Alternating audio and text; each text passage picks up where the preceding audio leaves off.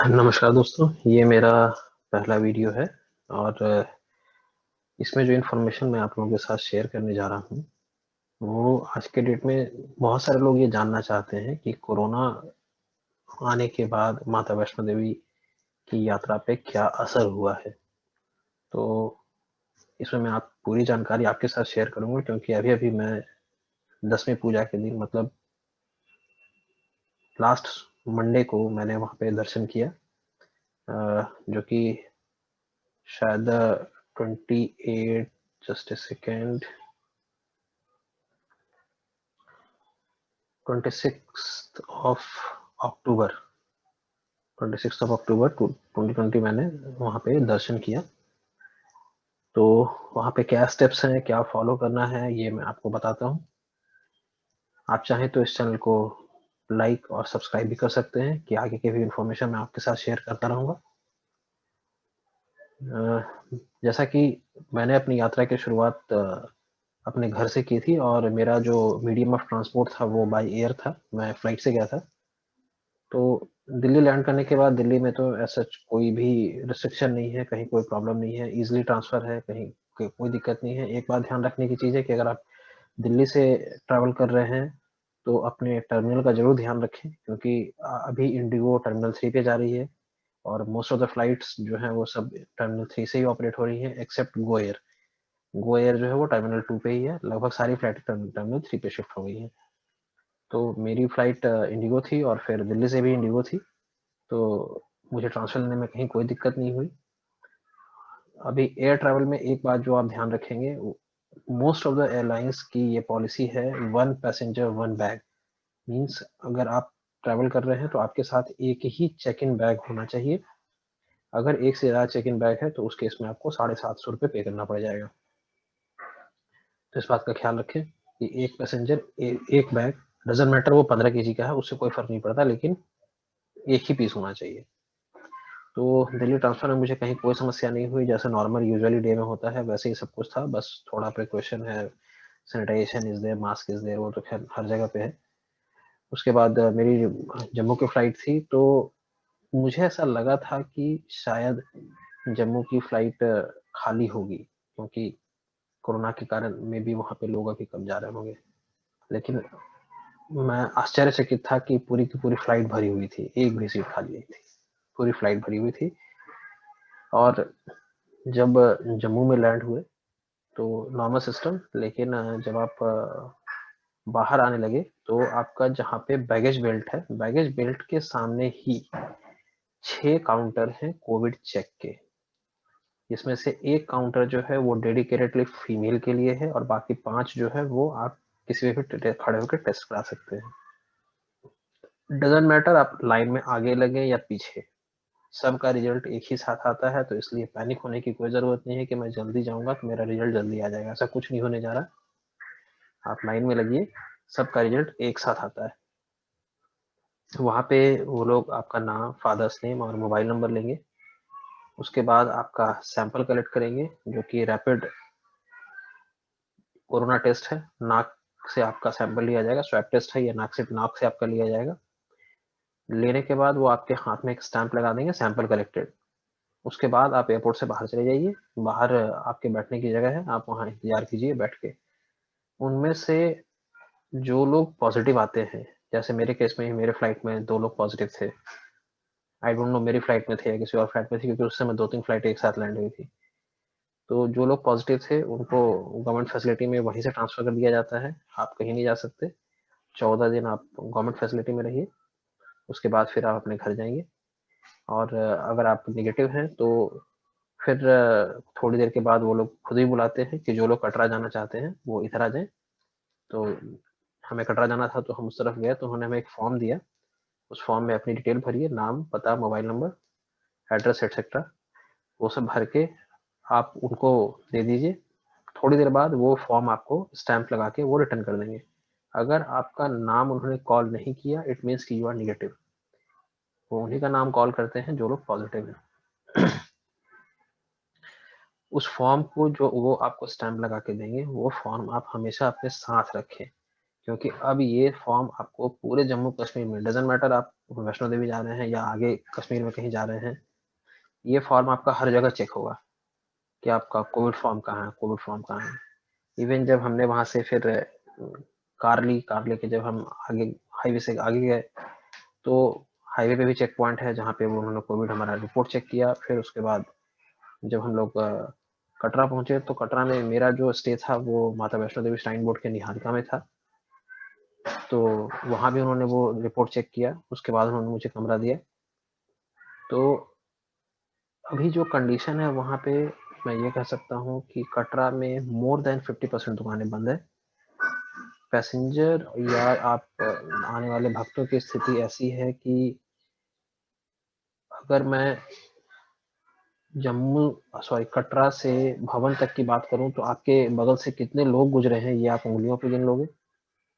बहुत ही कम है, क्योंकि अभी तो फिलहाल माता वैष्णो देवी श्राइन बोर्ड ने 8,000 का फिगर बढ़ा के 10,000 उन्होंने किया है, लेकिन सारा का सारा रजिस्ट्रेशन ऑनलाइन है। आप वहां जाके कुछ नहीं कर सकते, कोई पर्ची का कोई भी काउंटर नहीं खुला हुआ है। आपको जो करना है सब आप ऑनलाइन करके जाइए। उसके बाद आपका जो रश कम नहीं, जरूरत से ज्यादा कम है, एकदम खाली, और लिमिटेड फैसिलिटी अवेलेबल है, क्योंकि जो बाकी सब दुकानें हैं वो लगभग बंद ही हैं। और जो भवन में है वो वहाँ पे खाने पीने के लिए आपका वहाँ पे सागर रत्ना अवेलेबल है, कहीं कोई दिक्कत नहीं है। रास्ते की क्या स्थिति थी मैं आपको दिखाता हूँ, देखिए इस वीडियो में। ये ये मेरा स्टे था जहाँ मैं रुका हुआ था, और बिल्कुल खाली, कहीं कुछ नहीं।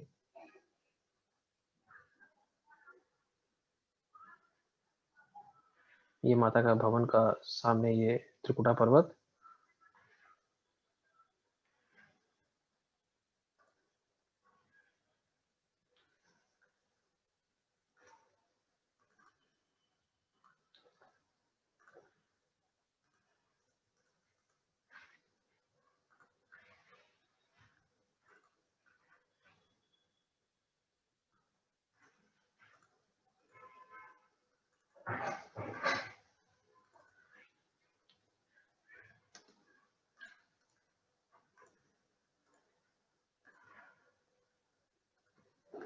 ये रास्ते की हालत थी। सिर्फ हम 6 लोग थे, जिसमें से 3 आगे आपको दिख रहे हैं, एक मैं था, और बाकी जो 2 लोग थे वो मेरे पीछे थे।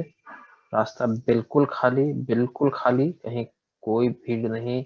और ये जो तस्वीर है, ये जो आप वीडियो देख रहे हैं, ये सांझी छत से भवन जाने की तस्वीर है, पुराने वाले रास्ते की। कि अगर आप नॉर्मल डे में जाते तो इस रास्ते पे चलने की जगह नहीं होती है। क्योंकि रश नहीं था, तो इसलिए हमें हेलीकॉप्टर की टिकट भी बहुत आसानी से मिल गई थी। मैं कटरा टू भवन सांझी छत में हेलीकॉप्टर से गया था, फिर वहां से पैदल मैं अपने रूम तक गया था, जो कि वहां पे वो भी मुझे इजीली मिल गया था, कहीं कोई दिक्कत नहीं हुई थी। और दर्शन करने की जहां तक बात है, तो बिल्कुल ही खाली है, बिल्कुल खाली। कहीं कुछ भी करने, आपको कोई भी एक्स्ट्रा एफर्ट्स करने की जरूरत नहीं है, कोई पैरवी की जरूरत नहीं है। और जो डेकोरेशन है वो तो खैर कहना नहीं है, ऐसा लगेगा कि आप स्वर्ग में आ गए हैं। बहुत ही खूबसूरत डेकोरेशन, ये उसकी कुछ का उसका कुछ पार्ट है। मैं इस वीडियो के आगे मैं वो भी शेयर कर दूंगा, जो आपका कंप्लीट डेकोरेशन का जो वीडियो मैंने बनाया था। तो क्योंकि उस दिन 10वीं पूजा थी जिसे मैंने दर्शन किया था, तो उसके बाद फिर जब मैं वापस आने लगा, तो ये डेकोरेशन जो है ये लोग उतार रहे थे। एक बात का ख्याल रखेंगे कि भवन में कुछ भी रुकने की सुविधा नहीं है। अगर आपके पास रूम नहीं है या आपने माता वैष्णो देवी श्राइन बोर्ड में डॉर्मेट्री नहीं कराया है, तो आप वहां नहीं रुक सकते। आपके वहां पे कुछ भी, आपको कोई भी कंबल कुछ भी नहीं प्रोवाइड कराया जाएगा। आपको जो भी है आप अपना लेके आए, आप उसी का इस्तेमाल कर सकते हैं जो लेके आए। वहां पे आपको कुछ नहीं मिलेगा। डेकोरेशन जो था वो नो डाउट बहुत ही खूबसूरत था, क्योंकि हमारा स्टे वहां पे था, तो हमें रुकने में कहीं कोई दिक्कत नहीं हुई थी। और ये जहाँ मैं रुका हुआ था, बिल्कुल उसके सामने माता का भवन था, और बहुत ही खूबसूरत डेकोरेशन, और दर्शन करने में मैं बिल्कुल नॉर्मल पर्ची लेके गया था, और जहाँ से दर्शन शुरू होता है वहाँ से लेकर माता के गुफा तक मेरे आगे कोई नहीं था। और जब मैं गुफा में पहुँचा तो मेरे आगे बहुत तो बहुत 5 या 7 लोग होंगे। तो अब आप इससे अंदाज़ा लगा सकते हैं कि वहाँ पे कितनी भीड़ होगी। जो ये कुछ लोग दिख रहे हैं, ये सिर्फ भवन में दिख रहे हैं, रास्ते में तो बिल्कुल कुछ दिखते नहीं थे। वहाँ पे दर्शन करने के बाद जो आप अगर भैरवनाथ के दर्शन करना चाहते हो ऑब्वियसली, तो जो वहाँ पे जो आपका रोपवे है वो 9:30 टू 5 अभी अवेलेबल है। रिटर्न फेयर 100 रुपये का है। आप जाइए, दर्शन करके वापस आ जाइए। एक बार में 40 लोग जाते हैं। बहुत आसानी से अवेलेबल था, कहीं कोई दिक्कत नहीं थी। हमने भैरवनाथ का दर्शन भी कर लिया। वापसी में फिर वहाँ से हम वहाँ नीचे आ गए थे नए वाले रास्ते पे ही, और वहाँ से फिर हमने, चूंकि मैं ऑटो का भी पूछा, सारी चीज़ें खाली थी, तो हमने सोचा चलो ये भी सुविधा इस्तेमाल कर लिया जाए।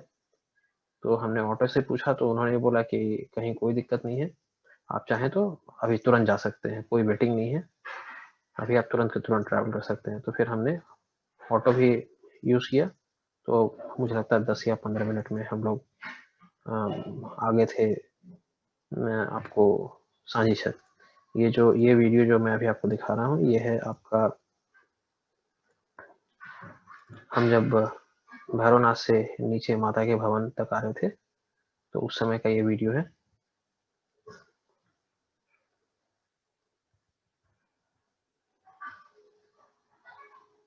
रोपवे जो है बहुत सेफ है, कहीं कोई दिक्कत नहीं है, आसानी से जा सकते हैं। चूंकि अभी कोविड टाइम है तो बच्चे और ओल्ड एज पर्सन अवॉइड करें ट्रैवल करना। वैसे वहाँ पे तो बच्चे भी थे, मैंने गोद के बच्चों को देखा वहाँ पे। मैं भी सरप्राइज था कि पता नहीं लोग रिस्क क्यों ले रहे हैं। लेकिन बाकी जो माता वैष्णो देवी श्राइन बोर्ड की जितनी भी फैसिलिटीज हैं, उन्होंने बहुत ही अच्छा इंतजाम किया है, और कोविड से रिलेटेड जो भी प्रोटोकॉल्स हैं उनको स्ट्रिक्टली फॉलो करते हैं वो लोग। तो इसलिए कहीं कोई समस्या नहीं हुई, कहीं कोई दिक्कत नहीं हुई। तो आप चाहें तो बिल्कुल आप जा सकते हैं, कहीं कोई दिक्कत नहीं है। अगर आप निगेटिव हैं, कोविड निगेटिव है, इनफैक्ट अगर आप पॉजिटिव हुए भी हैं और आपका 1 आध 2 महीना हो चुका है तो आप जा सकते हैं। लाइक मैं भी पॉजिटिव हो गया था और फिर मैं निगेटिव था, कहीं कोई दिक्कत नहीं हुई जाने जाने में। तो डेफिनेटली जाइए, वहाँ दर्शन कीजिए। बहुत ही अच्छा समय है दर्शन करने का, और बिल्कुल खाली है। तो ये मेरे हिसाब से ये एक सही समय है माता का दर्शन बहुत ही आराम से करने का। तो आप जा सकते हैं। अगर कोई और भी कोई क्वेरी हो तो डेफिनेटली यू कैन आस्क, आप मेरे से पूछ सकते हैं, कहीं कोई दिक्कत नहीं है। मुझे बहुत खुशी होगी आपको बताने में। वापसी की टिकट भी मेरी फ्लाइट से ही थी, तो जम्मू एयरपोर्ट पे सेम सिस्टम, जो भी कोविड के प्रोटोकॉल्स हैं वो लोग फॉलो कर रहे हैं। और वापसी में दिल्ली आया, दिल्ली में कहीं कोई दिक्कत नहीं हुई।